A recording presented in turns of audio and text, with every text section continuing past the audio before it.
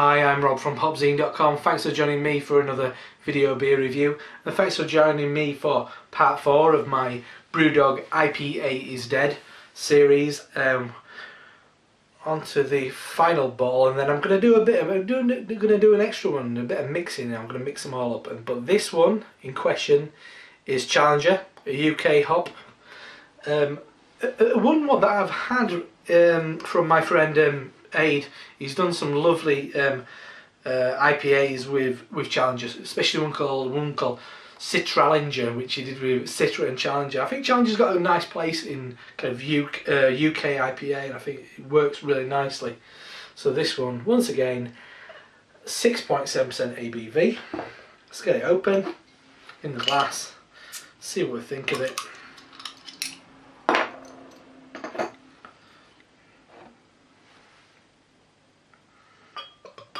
Probably going to look the same as all the rest, because that's the point. It's all got the same malt bill, same ABV, everything's the same, just different hops, showcasing an interesting range of hops this time. As I said, American, Australian, New Zealand, and then one from the UK. Beer in the glass. Once again, I think I've got a bit more clarity on this. Once again, coppery, murky colour. I'm going more of like a bright copper this time. It's a little bit cleaner. The head off-white. Same information as last time. Let's have a sniff. This is where it all changes. Oh, that's really interesting. That, I mean, I've been drinking a number of kind of British beers from breweries like Fuller's and Shepherd Neame, which you get the most out of English hops, and this does definitely spark memories of drinking certain beers from Shepherd Neame without that weird that weird metallic quality that they somehow crowbar into all their beers. It's not good. It's not good, that bit. There is a kind of a scent of the smell of pound coins, not 50p's, not coppers, pound coins. In there, there's a hint of iron brew, gingerbread, old oranges that have gone dry, maybe apricot, maybe like crab apples actually. That's really interesting. Now it conjures up so many memories, that more than all the others actually. I think it's such a distinctive hop. A strong bold hop as well. Anyway, let's tuck in. Cheers.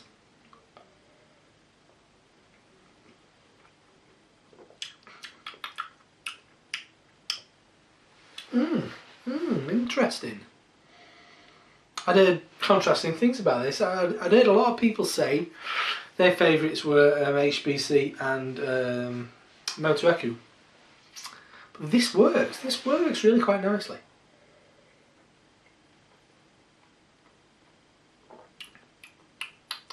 Not much to begin with. And there's a certain creaminess to it.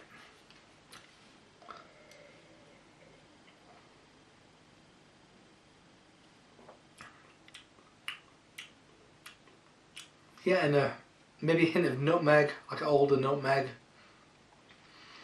Then English hops are a bit harder to kind of pin down actually. Like an old orange peel. There's a hint of licorice in there. Licorice root. Fades out with a once again a bit of candied ginger, not freshly grated ginger. I like sweet ginger. There's an earthiness to it. Obviously, it's English hops. Can't be predictable, but English hops are a little bit earthy. At the back end, the aftertaste it's all lemon peel for me. And a hint of kind of freshly cut grass. Maybe kind of there's a hedgerow leaf quality to it. There's a slightly kind of leafy edge. Maybe a slightly kind of black tea as well. I don't think that's bad at all, that. I'm sure it's not going to satisfy a lot of modern tastes. My tastes in IPA are often along the modern side. I mean, these three should kind of like be speaking to me a lot more. But there's something iconic and proper about Challenger, and I think it's doing its job really perfectly. IPA these days may not be trendy IPA, American IPA, New Zealand, Australia, kind of New World of hops, that kind of area. Might not. That's a lot more trendy, but that does its job really nicely. I judged a competition of homebrew recently, and it was English IPA.